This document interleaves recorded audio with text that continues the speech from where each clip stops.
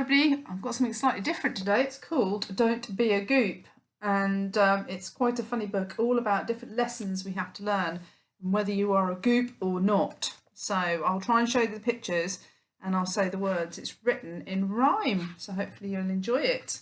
So this is Don't Be a Goop. Look at those characters. They don't look quite like you and I, do they? And this is by Frank Gellert Burgess. Don't be a goop. Children, although you might expect my manners to be quite correct, for since I fancy I can teach, I ought to practice what I preach. It's true that I have often braved my mother's wrath and misbehaved, and almost every single rule I broke before I went to school. For that is how I learnt the way to teach you etiquette today. So when you chance to take a look at all the lessons in the book, you'll see that most of them are true. I found them out, and so will you. Here is our teacher.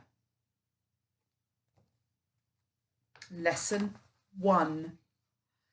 Candy in the cushions of the easy chair, raisins in the sofa, how did they get there?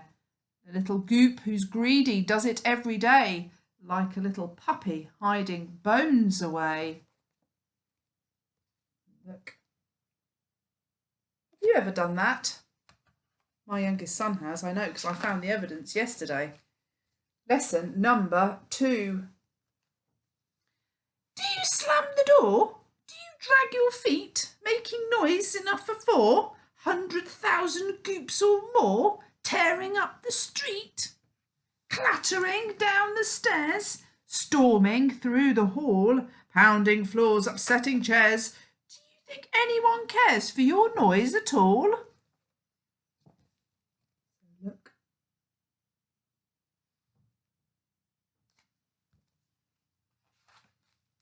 Lesson 3.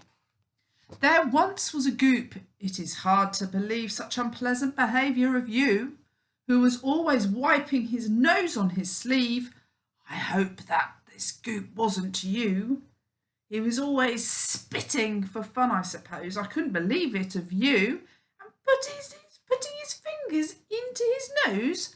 I know that this goop wasn't you. Oh, look at that picture. Spitting. Hopefully you don't spit or pick your nose. Well, in public anyway. Lesson number 4.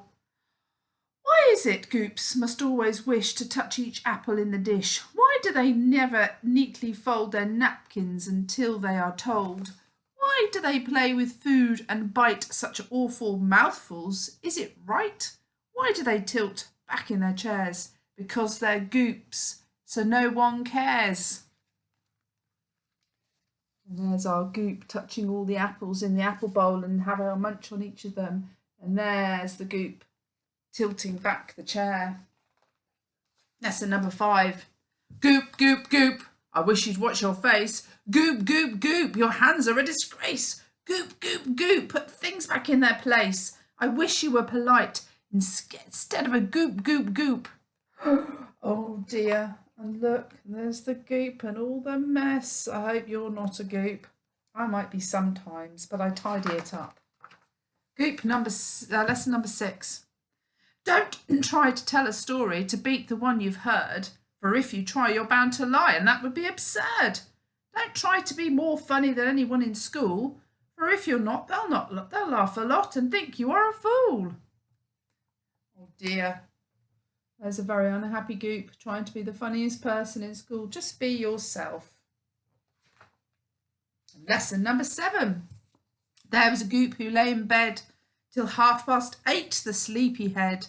He couldn't find his socks, for he'd thrown them somewhere on the floor. He couldn't find his reading book.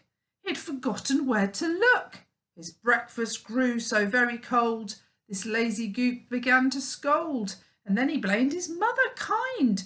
You made me late for school, he whined. Oh, who has trouble getting up in the morning? This goop does, look.